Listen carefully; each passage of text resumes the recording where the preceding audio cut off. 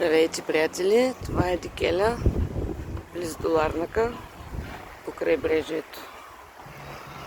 Ето има строеж тук. Този хотел, който винаги минаваме покрай него и винаги намирам какво да снимам. Точно фащам и залеза. Ето го.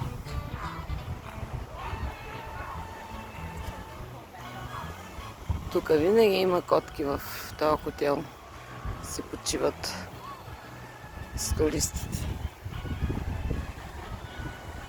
И ето е другата котка, която ми е хванал кот. И тя е почиваща. Хубава вечер. Красавица е.